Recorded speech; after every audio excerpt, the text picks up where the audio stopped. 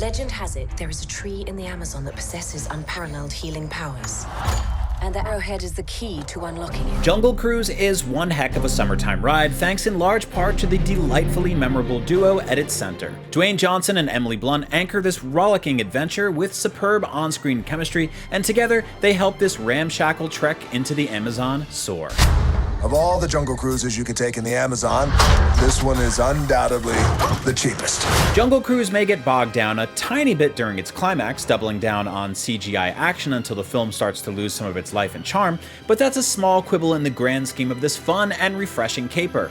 Johnson and Blunt are tremendous together, capable of bickering and butting heads while still being believably emotionally connected to one another. The film didn't need the gentle romance presented here, but director Jama Colette Serra makes it work, and both Johnson and Blunt earn each stolen glance. I got it. Frank? I don't got it. Johnson also, when he wants to, has a way of being so charismatic that you forget that he's an insanely proportioned individual. His character, the lightly scheming river skipper Frank, is winningly charming even when he's trying to pull a clever con. Blunt also looks to be enjoying herself immensely here as the heroic and headstrong botanist, Dr. Lily Houghton. She embodies the craftiness and scholarliness of Indiana Jones, sometimes getting by on her wits and sometimes scraping by on pure luck. Shipping outlets? Rounding out the trio of adventurers is Lily's posh brother, McGregor, played by a very funny Jack Whitehall, who holds his own amid Johnson and Blunt's back-and-forth banter. As the three set sail for the forbidden corners of the Amazon, we find that this big-budget studio release has a sneaky, surprising spark and an abundance of heart. Fans of the actual Jungle Cruise will spot a bunch of sweet and goofy Easter eggs, the first and foremost being Frank's penchant for puns, which Johnson thankfully pulls off. The rocks you see here in the river are sandstone, but some people just take them for granted.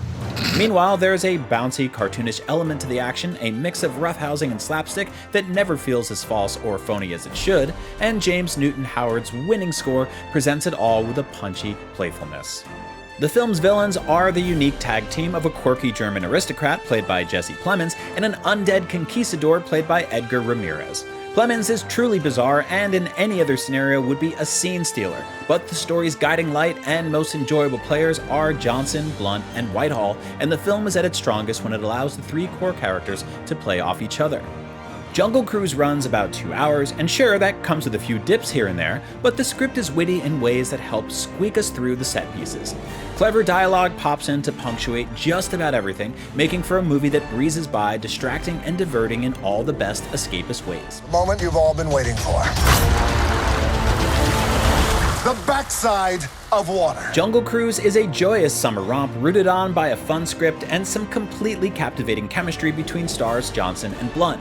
Some of the villain and CGI elements fizzle, but whenever the leads are on screen, the film finds its heart and soul. For more, check out our reviews of Snake Eyes and Black Widow, and for everything else, stick with IGN.